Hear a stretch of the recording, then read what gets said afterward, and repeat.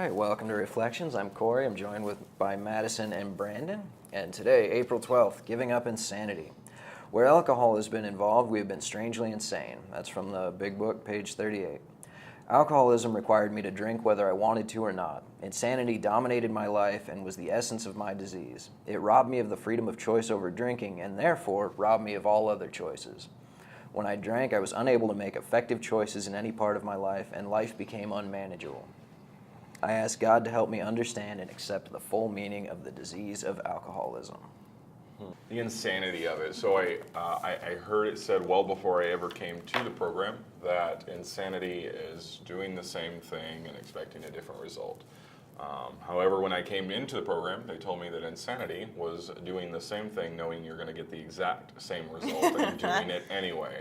I can definitely identify with that. When I got here, they told me that I had a disease of the mind. It's not something that it's a mental illness, is what they told me. Not necessarily I need to run around with a helmet on my head.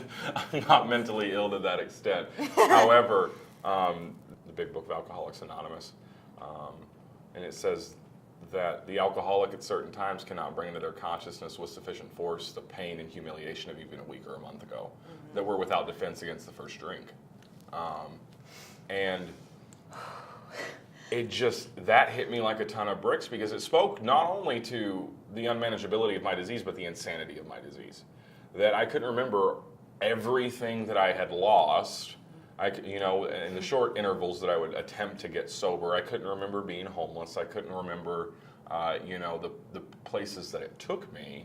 All I knew was in that moment I wanted to be okay, and the only way I knew how to feel okay was to take a drink. And it didn't matter if I was going to lose my house. It didn't matter if I was going to lose relationships. It didn't really matter what was going to happen. I was going to drink. And that's the insanity of it for me. So I have to I do have to ask God to help me understand the full extent of this disease, because now that the obsession to drink has been removed, and I've said this so many times before, I can obsess over other things, but that's still my disease working. In my personal life today, I obsess over things I have to get done at work. I obsess over personal relationships that I have. I obsess over just about any little thing, and resentments. Yeah, and then I can get some resentments towards people. Right. Obsess over those. Yeah. Forever. I obsess over that. And I don't know this. I didn't fully realize until I got a little bit of clarity and the smoke cleared after I was sober for a period of time. The full extent of this disease, because it's so much more than just alcoholism. It's so much more than me just drinking and having a problem stopping drinking. It literally, it can infiltrate every facet of my life, and that's why I constantly not only have to pray for the revelation of the full extent of it, but then I have to, self-knowledge never meant anything.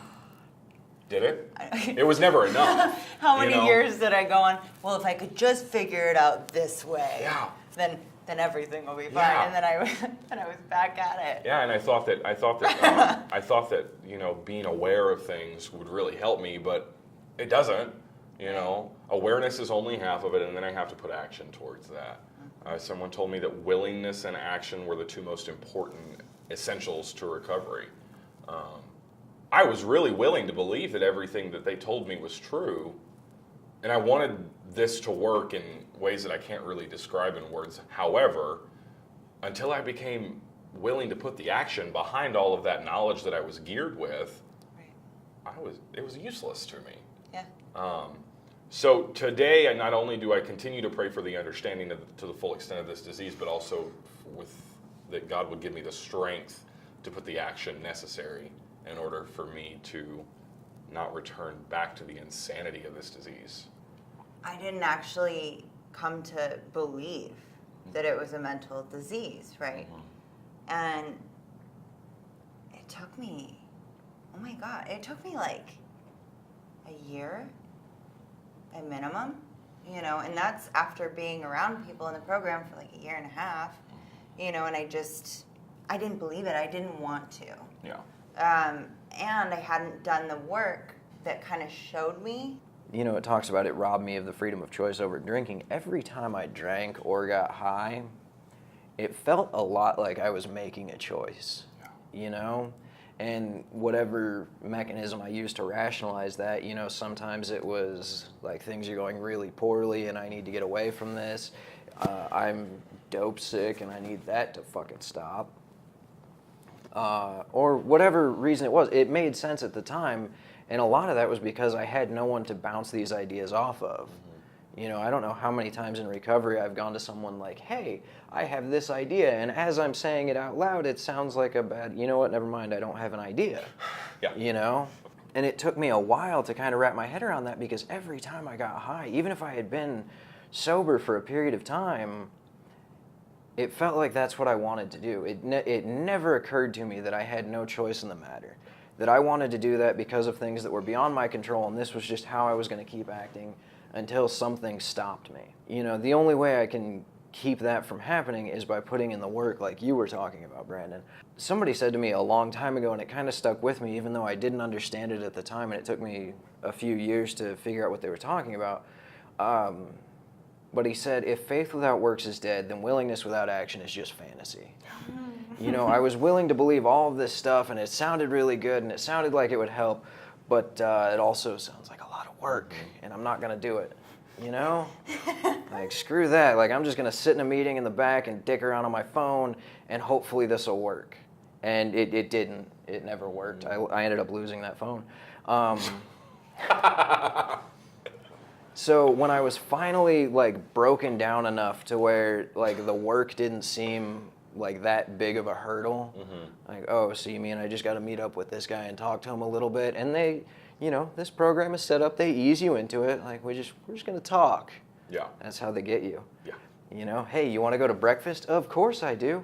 And then, hey, we want you to do a, then, hey, we want you to do, yeah. And then, hey, we want you to do a little bit of writing. Like, that sounds like it's going to suck, but okay. Yeah. And then, hey, I want you to tell me everything you wrote down. It's like, that's, no. Like, I was iffy about writing this, but, and then I went through with that. And as time went on, I was able to recognize when I was starting to do something insane. Yeah. And even if I can't recognize it, I'm surrounded by people who know me well enough to see it in me before I see it, you know? And they're willing to listen to my harebrained ideas and be like, no, that sounds crazy. You absolutely shouldn't do that. You've been dating her for 2 weeks. Do not move in with her. You know, that's a big one that comes up.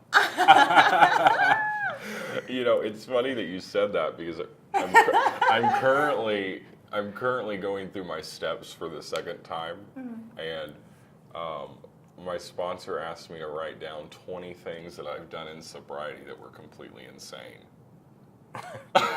Everything? I'm winging it, dude. Yeah. Every minute of every day. And I just started writing. I didn't number them or anything, and there was like 30 things. And by the time I sit down and we go over it, he's like, "Yeah, I did that. I did that at 5 years sober." You know. Yeah. And so I think that insanity just runs really deep. Yeah, I always thought, like you said, it felt like a choice, you know, because I wanted to figure it out. And I knew I was smart enough, right? If I could just figure it out, everything would be okay. And I could stop using as much or shooting heroin and stealing my family's stuff.